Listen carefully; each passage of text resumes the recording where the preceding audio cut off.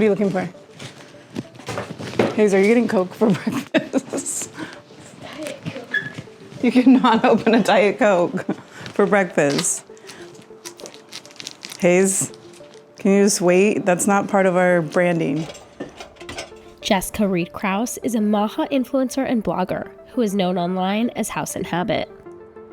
She built a following covering Robert F. Kennedy Jr.'s presidential campaign, and now has access to him and the rest of Trump's inner circle, too. There's a great one. This is Secretary Hegseth coming down Air Force One. Her content has drawn criticism for defending controversial figures, launching aggressive attacks on Democrats, and amplifying conspiracy theories. But she remains a popular voice among MAHA supporters. As parts of Trump's coalition start to fracture, Kraus and her MAHA friends are weighing whether the administration is delivering on its promises. Hi, it's good to see you again. Good to see you. Thanks for having us. Welcome to California. So, well, first of all, we're making mocktails, right? We are today. I mean, usually we would make cocktails, but we're being very good tonight, and we're going to have a smart, sober group.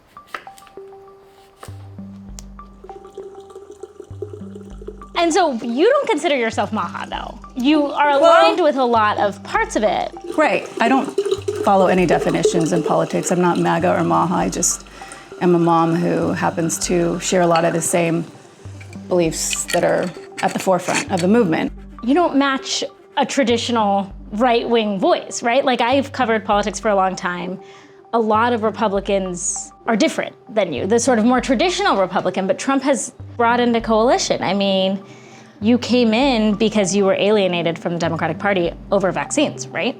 Pretty much. I mean, it was, it was kind of slow growing, gradual severing, but I would say the vaccines were what pushed me away entirely. It's not like I set out to say, like, I'm sick of the Democrats, I'm gonna try to see if I can get in with this other side. I knew a lot about Trump dynasty growing up. I always liked him as a character until I didn't.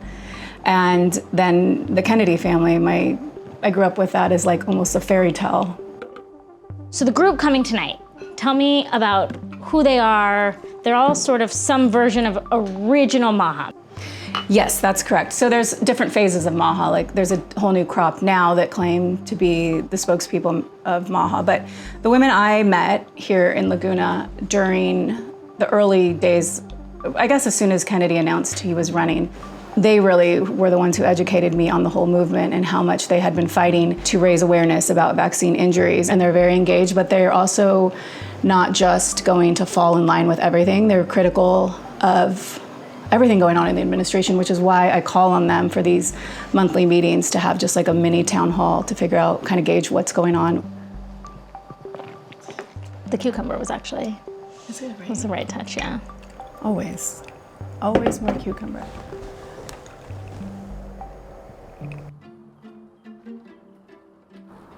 The women joining Mocktail Night have deep roots in the wellness movement.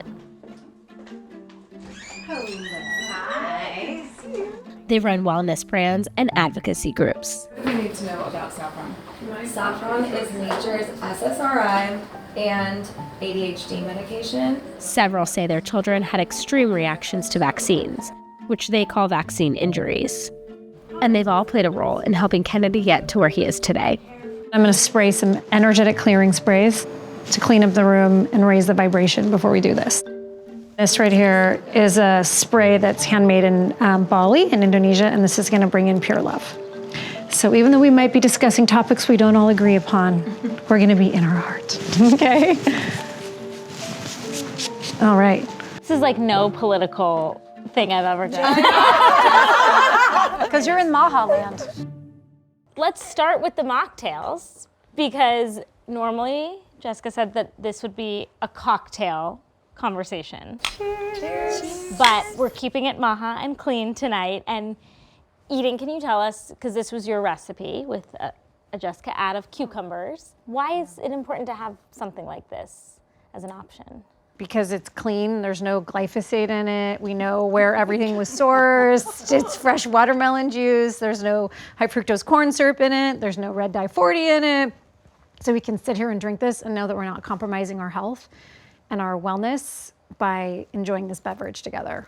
I do want to add, this woman has a very beautiful wine collection though at home for special occasions. That's It's good to know. I do. you should all know. Yes, I do. It's beautiful. But most of it is biodynamic, organic, sustainable, regeneratively farmed, right? Or it's European. That's true. So how does alcohol fit into MAHA? Like what's a bridge too far for you guys, and what is okay? If it causes inflammation in your body, I would say, like how it feels in your body. I think most of us have tested things on our own.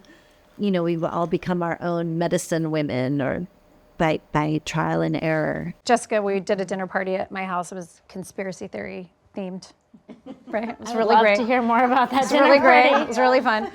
But this might seem a little too far out for this, but I had all the wine sitting with crystals and crystal wands, and everything I was love it. being infused energetically to change the frequency of all the alcohol before we Did consume you feel it. better after the next day?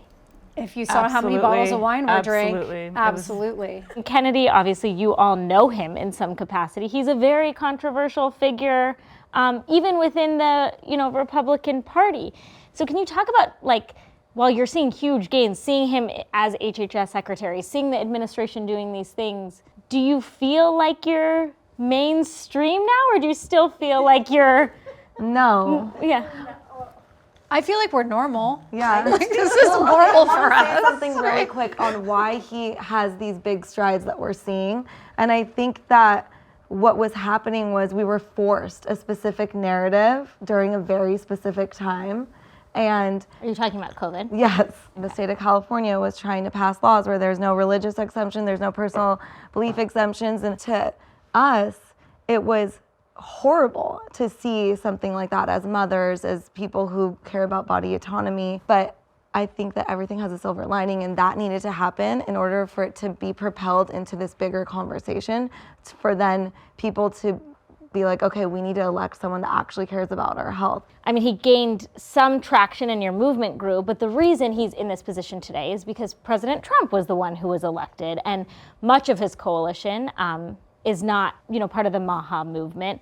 He made this alliance with Kennedy. So how many of you voted for Trump because of Kennedy? I voted for Hillary in 2016, and I thought that when Trump won, I was going to be put in a concentration camp because I'm from Iran. Then I ended up voting for him in 2020, but I didn't want to vote for him. But then with Bobby running, I wanted to vote for him. And For that's Kennedy? For Kennedy, and I supported his campaign. And then when the alliance happened, I voted for Trump because of him. I didn't vote. I didn't vote. You didn't vote?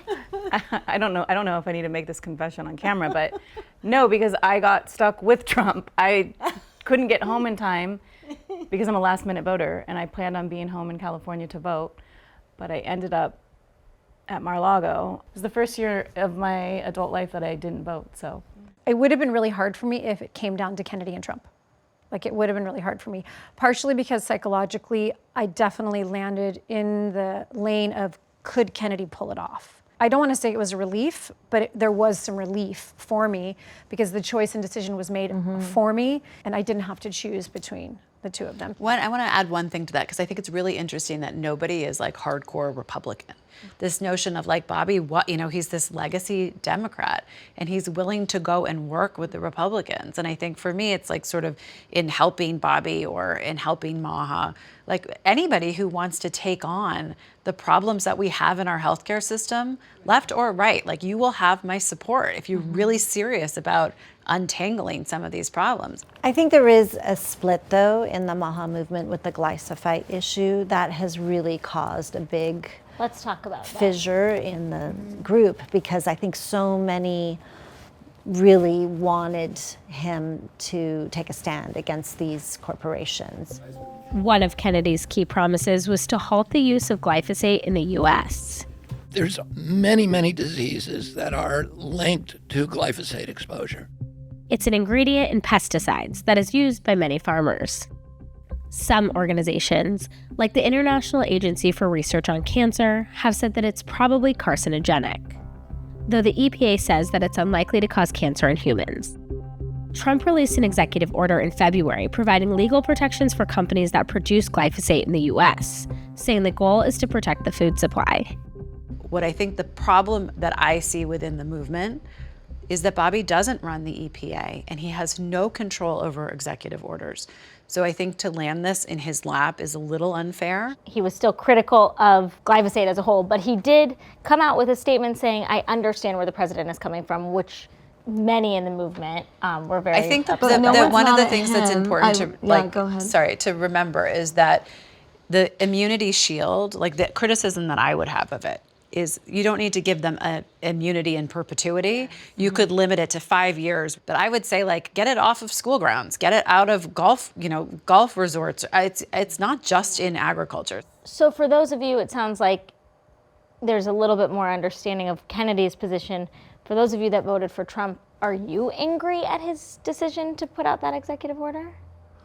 So when it first happened, I was incredibly upset. If you want to say it's national defense issue because China is making this product, of course it's understandable to make the product in the US versus China.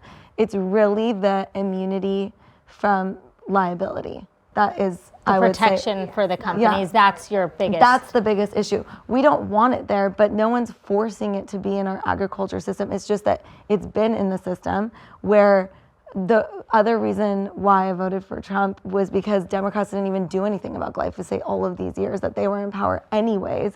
So he just inherited that system is what they're saying. But he is now protecting it. And he's protecting it because of what we recently saw. China is this is what I'm assuming, China and Iran are allies. And China doesn't want the US to strike Iran, right? So this happened right before. So it could be very much connected to the foreign policy issue, which is why he needed to make a decision so that overnight we don't have an issue with our food supply. But over the long term, as a MAHA person, I don't like that glyphosate is in our food supply in the first place, and I don't think that they should have liability shield. The fact that he seems to be a little tone deaf when it comes to this, Trump does, or doesn't really understand, or feels like it was a warranted decision. Sorry, I jumped in, you were gonna say something, but I just want to make sure it's clear that I am aligned with that position when it comes to not supporting liability shield. And you'd like to hear more from Trump about where he's coming from. Yeah, and I want to see. It was a bad PR strategy. Yeah, but I also want to see a timeline schedule. Like, okay, this is the plan. In 6 months, we're going to move in this direction. This is our plan in 1 year. Like, the EU didn't phase glyphosate use out overnight. It's a plan, right? I think it culminates in the mid-2030s at some point, right, where they're working towards phasing things out. Also, you don't want to lose that faction of MAHA. That's, because a lot of the beauty of the MAHA movement is that, at least the events that I went to, it was like the blue collar workers, the people that are the spiritualists, the health movement. It was all these different factions coming together, and I feel like it's sort of splintering off into all these other groups. Can we talk about what brought moms to this movement, which is vaccines? In January, HHS and the CDC released an updated vaccine schedule that cuts down on the number of recommended childhood vaccines. These are federal guidelines that states, local governments, and even school districts ultimately make their own decisions on what schedules to follow and whether to mandate specific vaccines. The American Academy of Pediatrics called the new guidelines dangerous and said they would continue to give their own recommendations. But in March, a federal judge blocked the Trump administration from implementing its guidelines. Both Shiva and Eden, you mentioned your kids being vaccine injured. How many of you vaccinated your kids? Well, I mean, the obvious answer for me is I vaccinated my child and he was injured. So, I didn't, and I still to this day, I'm not an anti-vaxxer. I would say I'm more aligned with vaccine choice. There still is a mandated schedule. It's not just encouraged. Well, it's not necessarily under Kennedy that it's mandated. They give recommendations, but the states that have decided to mandate it, and that's what's wrong. And this is why I left California during I guess not COVID. all states have taken. Only a few. I mean, it's growing, basically. It started with California and New York. Yeah, California and New York. And that's the heartbreaking thing. I had to leave the state that I love and where I'm from, on my mom's side, 4th generation Californian, I had to leave to protect my daughter, for her health. Yeah, I had You to. don't want to give her the COVID vaccine. Right. Obviously, a lot of opposition from the medical community, associations. That pushback doesn't give anybody pause. Absolutely not. Zero. Okay. But what if years from now it comes out that these decisions caused harm? What does accountability look like for you guys? The decisions to make changes to the vaccine schedule? I mean, I think to answer that question, we have to address the fact that there hasn't been any accountability for the harm that's been occurring for the last 10, 20, 30, 40 years. And we're asking for more science and more transparency and for more research. I'm not trying to not answer your question, but I think that it's also, we're asking for accountability now. You know? I also just want to add, because I think this gets overlooked very often, to go to the tolerance issue. Like, if you want to vaccinate your kids, do it. Right. Yeah. I'm not against it. I mean, I did yeah. actually vaccinate my kids because I didn't really know enough at the time. I'm not sure I would do that again. But I think what's interesting is, like, when you talk about accountability, if these drug companies didn't have this immunity, then you would be sure if you got vaccinated, it was safe and it was effective. Like, I didn't get vaccinated. I've had COVID once and I was pretty, sucky for a day and then I was fine.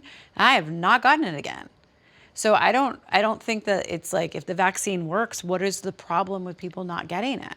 Not everyone had the same experience, the COVID experience you had, where they had one sucky day. I mean, there were people No, but I'm saying, like, yeah. if you got vaccinated mean- and it worked, then you wouldn't care if you were around me and I didn't have it, because you wouldn't get it.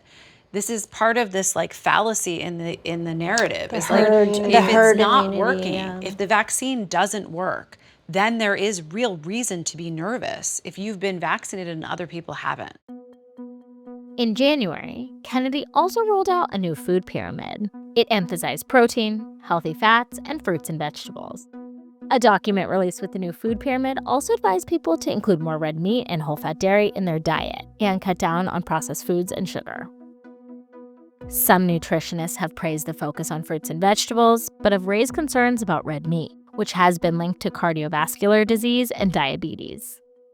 Let's talk about kind of how you feel HHS and the Trump administration as a whole has done as it relates to nutrition. I think what's exciting about it is just going back to, like, real food. Yeah, it seems way more sensible. I think nutrition and health is nonpartisan as well. Like, everyone has It the should right be. to health. It should be. Like, if we're being given a system where we can go into a store and we can see, hey, this is a great healthy choice for my family, like, that's not left or right leaning. Like, However, it brings us back to the issue of the the chemicals in our food and wanting more access to organic foods. It's a step in the right direction. I wish that the written document matched the talking points more. There was a lot of really great talking points about how, like, fat isn't bad and carbs and sugar are bad, but I don't think that the actual document went far enough. I think most people would agree that they want to eat healthy food. They want to feed their families good things. Processed food, non-organic, that's all cheaper. Do you feel like the government is doing enough to help alternatives be more affordable? I do believe that it is our right. It's our right as citizens of the United States, and just a human right to have access to clean air, clean food, clean water. Unless you are cooking at home and you are going to make the food from scratch or eat whole foods, then the packaged foods that are organic do end up costing more. And I don't think that that's fair. And I believe that we would all agree that that's why we care so much, because it shouldn't be an economic issue. So after everything we've talked about tonight, do you guys still feel optimistic about the Trump administration? I'd say yes, but let's see how it goes. I completely agree, but I will say I feel safer, and I am ultimately a lot happier with his presidency. And yes. I would say let's wait and see as well. and I would say yes. I'm happy with my vote. I'm. Is everything perfect? No, but I don't think any administration ever is, and I'm very supportive of a lot of the things that I've seen. But that doesn't mean I won't change my mind.